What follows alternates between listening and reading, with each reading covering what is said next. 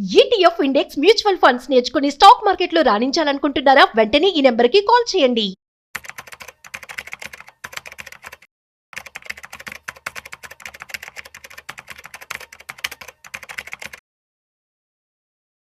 Hello నమస్తే, welcome to Suman TV. ప్రస్తుతం మనతో పాటు చారి గారు ఉన్నారు. వీరు క్వాలిఫైడ్ పర్సనల్ ఫైనాన్స్ ప్రొఫెషనల్. వీరితో మాట్లాడే ఇన్వెస్ట్మెంట్స్ గురించి మరిన్ని విషయాల గురించి మాట్లాడదాం. హలో అండి, నమస్తే. నమస్తే అండి. యా సార్, అంటే ఇప్పుడు ఇన్వెస్ట్మెంట్ పర్పస్కి ఇద్దరు వర్కింగ్ అయితే ఒకలా ఉంటుంది. కొన్నిసార్లు మనం చూస్తూ ఉంటాం, సింగిల్ పేరెంట్స్ ఉంటారు, లేదంటే అదే ఇంట్లో పనిచేసుకునే మహిళలు ఉంటారు, లేదంటే విడోస్ ఉంటారు, రిటైర్మెంట్ అయిన వాళ్ళు ఉంటారు. సో వీళ్ళందరూ కూడా ఒక మంచి రిటర్న్స్ వచ్చేలాగా ఇన్వెస్ట్మెంట్ చూడాలి అంటే ఎలా చేయొచ్చు అంటారు అసలు? First of all home makers అండి. జనరల్గా హోమ్ మేకర్స్ నుండే మనం నేర్చుకోవాలండి. ఫర్ ఎగ్జాంపుల్ మన పేరెంట్స్, మన మదర్స్ అందరిని చూస్తే యాక్చువల్గా మేనేజ్మెంట్ అనేది పిల్లల్ని మేనేజ్ చేయాలన్నా, హస్బెండ్ని మేనేజ్ చేయాలన్నా, అత్తమామని మేనేజ్ చేయాలన్నా, ఎంటైర్ హౌస్ని మేనేజ్మెంట్ సిస్టమే వాళ్ళకంటే బాగా ఎవరు చేయలేరు. అలాగే మనీ మేనేజ్మెంట్ కూడా. ఫర్ ఎగ్జాంపుల్ ఇప్పుడు మీ పేరెంట్స్ అయినా, మా పేరెంట్స్ అయినా, మదర్ ఫాదర్ శాలరీ చాలా తక్కువ ఉన్నప్పుడు కూడా దాని సేవింగ్స్ని చాలా జాగ్రత్తగా మేనేజ్ చేశారు కాబట్టి మనం ఇలా ఉన్నాం. ఓకే, సో కరెక్ట్గా చెప్పాలంటే సేవింగ్స్ అనేది హోమ్ మేకర్ చాలా అద్భుతంగా చేయగలుగుతారండి. బట్ మనీ మేనేజ్మెంట్ సిస్టమ్ ఏమైందంటే ఇప్పుడు చాలా ప్రోడక్ట్స్ వచ్చేసాయి, ఇన్ఫ్లేషన్ అనేది వచ్చేసింది. సో ఎన్ని ప్రోడక్ట్స్ ఉన్నాయి, ఒక్కొక్క దగ్గరికి వెళ్తే ఒక్కొక్క ప్రోడక్ట్స్ ఉన్నాయి అనమాట.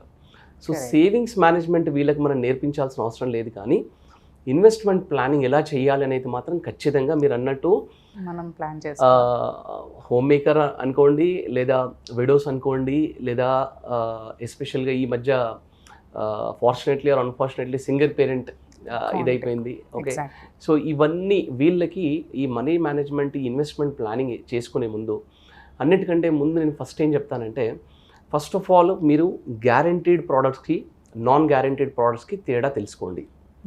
దీంట్లో ఏమేమి అడ్వాంటేజెస్ ఉన్నాయి, దీంట్లో ఏమేమి డిసడ్వాంటేజెస్ ఉన్నాయి, ఇవి చెక్ చేసుకోవాలి, చెక్ చేయాలి. ఓకే, గ్యారంటీడ్ ప్రోడక్ట్స్ అనేసరికి ఏమవుతుందంటే బ్యాంక్ ఎఫ్డీలు, ఆర్డీలు, పోస్ట్ ఆఫీస్లో ఉన్న సీనియర్ సిటిజన్ స్కీమ్స్ అనుకోండి, లేదా సుకన్య సమృద్ధి స్కీమ్ అనుకోండి, ఇలాంటివి, LIC traditional policies, okay, public provident fund, voluntary provident fund, employee provident fund, ఇవన్నీ కూడా గ్యారంటీడ్ సెగ్మెంట్లోకి వస్తాయి అనమాట. అంటే గ్యారంటీడ్ సెగ్మెంట్ అంటే ఏంటి?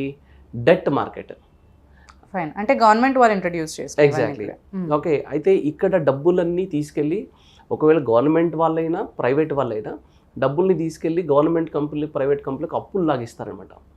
ఇచ్చేసి దాన్ని రిటర్న్ మనకి ఇస్తారు. బట్ ఆ కంపెనీ ప్రాఫిట్ అండ్ లాస్తో వీళ్ళకి సంబంధం లేదు. సో మనం అనుకున్న గ్యారెంటెడ్ రిటర్న్ ఇవ్వగలుగుతారు వీళ్ళు. కాకపోతే ఇక్కడ ఉన్న డిసడ్వాంటేజ్ ఏంటంటే, మనకి యావరేజ్ రిటర్న్ అనేది ఒక దాంట్లో 4 రావచ్చు, ఒక దాంట్లో 6 రావచ్చు, ఒక దాంట్లో 8 రావచ్చు. యావరేజెస్ 6 to 7 మాత్రమే వస్తాయి అన్నమాట. ఇందులో అడ్వాంటేజ్ డెఫినెట్గా ఉందండి. అంటే మీకు మార్కెట్ని అర్థం చేసుకునే, రియల్ ఎస్టేట్లోకి వెళ్ళి ఇన్వెస్ట్ చేసే కెపాసిటీ లేకపోతే మీరు కామ్గా ఇల్లు ఇన్వెస్ట్ చేసుకోవచ్చు. కానీ దీంట్లో ఉన్న డ్రాబ్యాక్ ఏంటంటే, ఇది ఇన్ఫ్లేషన్ని బీట్ చేయదన్నమాట రిటర్న్స్. ఓకే, సపోజ్ ఇవాళ మీరు ₹1,00,000 ఇన్వెస్ట్ చేశారు, 10 సంవత్సరాల తర్వాత అది 2 లక్షలు అవుతుంది. ఇవాళ ₹1,00,000తో మీరు ఏం చేస్తున్నారో 10 సంవత్సరాల తర్వాత 2 లక్షలతో అదే చేయగలుగుతారు. సో ఇన్ఫ్లేషన్ పెరిగింది, అలాంటప్పుడు మీరు లాస్ అవుతున్నారు. సో దీనికి మీకు సపరేట్గా ఎడ్యుకేషన్ అవసరం లేదు. గ్యారంటీడ్ ప్రోడక్ట్స్ మీరు వెళ్ళాలి అనుకుంటే ప్రాబబ్లీ బ్యాంక్, ఆర్డీ కానివ్వండి, షార్ట్ టర్మ్ గోల్స్కి వెళ్ళాలి. సో మా అమ్మాయి స్కూల్ ఫీజు కట్టాలండి, సో నాకు ఎవ్రీ ఇయర్ ఒకటేసారి తీయాలంటే ప్రాబ్లం అవుతుంది, ఒక ఆర్డీ పెట్టుకోండి.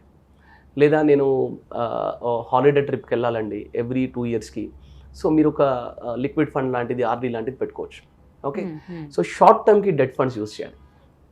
లాంగ్ టర్మ్కి మీకు అర్థమైనా అవ్వకపోయినా వీళ్ళకి కొంచెము ఆ ఎడ్యుకేషన్ చాలా ఇంపార్టెంట్ అండి. సో ఎస్పెషల్గా ఎందుకు ఇది చాలా ఇంపార్టెంట్ అంటే, మాకున్న చాలా ఫ్రెండ్స్లో వాళ్ళ హస్బెండ్స్ని కన్విన్స్ చేసి, నువ్వు ఎందుకు డబ్బులు వేస్ట్ చేస్తున్నావు, ఇలా కాదు, ఇలా ఇన్వెస్ట్ చేయాలి, మన భవిష్యత్తుకైనా పిల్లల భవిష్యత్తుకైనా మనం ఇవాళ కొంచెం డబ్బు దాచిపెట్టుకోవాలని వాళ్ళని ఫోర్స్ చేసి ఇన్వెస్ట్ చేయడం ద్వారా ఇవాళ వాళ్ళ హస్బెండ్స్ కానీ వాళ్ళ ఫ్యామిలీ అంతా బాగుందండి. సో వాళ్ళకి ఎడ్యుకేషన్ అనేది మనం ఇవ్వగలిగితే they will go in the right direction అనమాట. సో ఈక్విటీ సెగ్మెంట్కి వచ్చేసరికి ఏమవుతుందంటే, అంటే నాన్ గ్యారంటీడ్ ప్రోడక్ట్స్లో stocks, mutual funds, real estate, gold. Okay, so ఈ ఇన్వెస్ట్మెంట్ ఆప్షన్స్ ఉంటాయి. ఓకే, ఈ ఇన్వెస్ట్మెంట్ ఆప్షన్స్ని సెలెక్ట్ చేసుకునే ముందు వీళ్ళు కావాలంటే ఈ వీడియో చూస్తున్న ప్రతి ఒక్కరు కూడా ఒక పెన్ను పేపర్ పట్టుకొని రాసుకోండి. నేను ప్రతి వీడియోలో ఇది చెప్తాను. ఈ 4 పారామీటర్స్ చెక్ చేసుకోవాలి వీళ్ళు. ఒకటి, సేఫ్టీ ఉందా లేదా నేను పెడుతున్న ప్రోడక్ట్కి. ఓకే ఓకే, రెండవది నేను పెడుతున్న ప్రోడక్ట్లో ఫ్లెక్సిబిలిటీ ఉందా లేదా చెక్ చేసుకోవాలి. అంటే నేను ఎప్పుడు కావాలంటే అప్పుడు ఇంక్రీజ్ చేసుకోవడానికి, డిక్రీజ్ చేసుకోవడానికి, విత్డ్రా చేసుకోవడానికి ఆప్షన్ ఉందా లేదా చెక్ చేసుకోవాలి. ఓకే, మూడవది ఈ ప్రోడక్ట్ ఎంత ట్రాన్స్పరెంట్. ఫర్ ఎగ్జాంపుల్ ఇప్పుడు నేను అవుట్ ఆఫ్ కంట్రీ షిఫ్ట్ అవుతున్నానండి అన్నారనుకోండి, ఒక ల్యాండ్ ఉంటే దాన్ని మేనేజ్ చేయడం చాలా కష్టం. Exactly, right. సో అదే ట్రాన్స్పరెన్సీ ఉన్న ప్రోడక్ట్ అనుకోండి, ఫింగర్ టిప్స్ మీద మేనేజ్ చేసుకునేలాగా ఉండాలి. ఓకే, అండ్ ఫైనల్గా రిటర్న్స్ చూడాలి. ఈ రిటర్న్స్లో కూడా ఏమవుతుందంటే మనకి జనరల్గా ఈక్విటీ రిటర్న్ ఎట్లా చూస్తారంటే కంట్రీ యొక్క జీడిపి, కంట్రీ యొక్క ఇన్ఫ్లేషన్.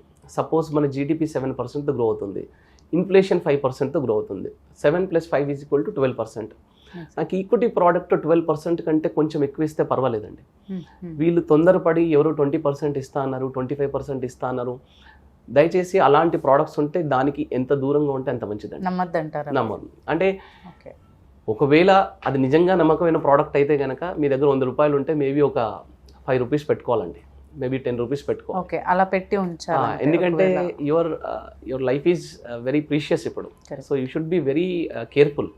అండ్ ఫైనాన్షియల్ ఫ్రీడమ్ లేకపోతే మీరు ఏమీ చేయలేరు. సో ఫైనాన్షియల్ ఫ్రీడమ్ అనేది ఎస్పెషల్లీ సింగిల్ ఉమెన్కి, విడోస్కి చాలా చాలా ఇంపార్టెంట్ అండి. ఓకే, జాగ్రత్తగా ఈ 4 పారామీటర్స్ని తీసుకొని చెక్ చేసుకుంటే కనుక ఇన్వెస్ట్మెంట్. అండ్ ఈక్విటీలో కూడా ఎక్కువ మంది మహిళలు కన్ఫ్యూజ్ అయ్యేది ఎక్కడ అంటే ఎవరో ట్రేడింగ్లో డబ్బులు లాస్ అయ్యారు, ఎవరో స్టాక్స్లో డబ్బులు పోగొట్టుకున్నారని అటువైపు చూడడమే లేదు.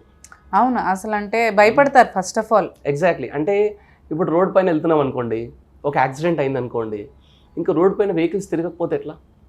తిరగాలి కదా. కానీ యాక్సిడెంట్ అవ్వకుండా ఎలా వెళ్ళాలి అనేది మాత్రం మనం జాగ్రత్తగా వెళ్ళాలి. సో ఈక్విటీ ప్రోడక్ట్ అంతే అండి, యాక్సిడెంట్ అవుతాయి. అందుకే వీళ్ళు తెలుసుకోవాల్సిన విషయం ఏంటంటే ట్రేడింగ్కి దూరం ఉండాలి. ట్రేడింగ్ అనేది వెరీ డేంజరస్. ఓకే, అంటే 100 కిలోమీటర్ వెళ్ళాల్సిన రోడ్ పైన 200 కిలోమీటర్స్తో వెళ్తున్నట్టే లెక్క. అండ్ స్టాక్ ఇన్వెస్టింగ్ కూడా చాలా జాగ్రత్తగా చూసుకోవాలి. స్టాక్ ఇన్వెస్టింగ్ కూడా అంటిల్ అన్లెస్ మీకు బాగా నాలెడ్జ్ ఉంటే తప్ప. అందులో కూడా మీ దగ్గర 100 ఉంటే ఒక 10 రూపీస్ మాత్రమే అగైన్. ఓకే, నేను చెప్పిన ఈ 4 పారామీటర్స్ అన్నీ కూడా మ్యూచువల్ ఫండ్స్లో వస్తాయండి. ఓకే, ఈ మ్యూచువల్ ఫండ్స్లో వీళ్ళ ఎంటైర్ లైఫ్ కూడా ప్లాన్ చేసుకోవచ్చండి, టు బి వెరీ హానెస్ట్. అంటే నెక్స్ట్ 10 ఇయర్స్లో, అంటే నేను ఇప్పుడు చెప్పేది ఆల్రెడీ ఒక సింగిల్ పేరెంట్ ఉన్నారండి. సో సమ్ ఫ్రెండ్స్ సజెస్టెడ్, వాళ్ళు మా దగ్గరకు వచ్చి ఇన్వెస్ట్మెంట్ స్టార్ట్ చేశారు. ఇప్పుడు ఒక 8-9 ఇయర్స్ అవుతుంది.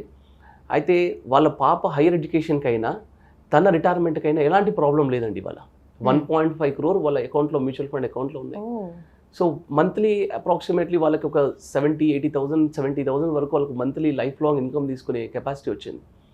సో ఎస్పెషల్గా మహిళలు, ఎస్పెషల్గా హోమ్ మేకర్స్ చేయాల్సిన పని ఏంటంటే వాళ్ళ ఫ్యామిలీని పుష్ చేసి మరి ఫైనాన్షియల్ ప్లానింగ్ చేసుకోమని చెప్పాలి. ఓకే, ఫోర్స్ చేసి అయినా చేయాలి ఆ పని.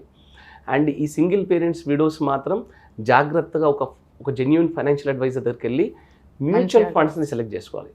అయితే కొంతమంది ఏం చేశారంటే, మేము బ్యాంక్ వెళ్ళాం సార్, అక్కడ మ్యూచువల్ ఫండ్ అని చెప్పారు కానీ యూలిప్ తీసుకున్నారు వాళ్ళు. ఓకే, అవును, యూలిప్స్ ఇప్పుడు బ్యాంక్ లో అందరూ ప్రొవైడ్ చేస్తున్నారు. ఎగ్జాక్ట్లీ, ఇది కూడా మ్యూచువల్ ఫండ్ ఏనండి అని చెప్పి వాళ్ళు యూలిప్ చెప్పారండి. సో వీళ్ళకి అర్థం అవ్వలేదు, తీసుకున్నారు. సో 5 years స్టక్ అయ్యారు. సరే, ఆ ప్రోడక్ట్ మంచిదే, మేబీ మీకు సూట్ అవ్వకపోవచ్చు, ఎందుకంటే కొంచెం ఛార్జెస్ అన్నీ ఎక్కువ ఉంటాయి కాబట్టి.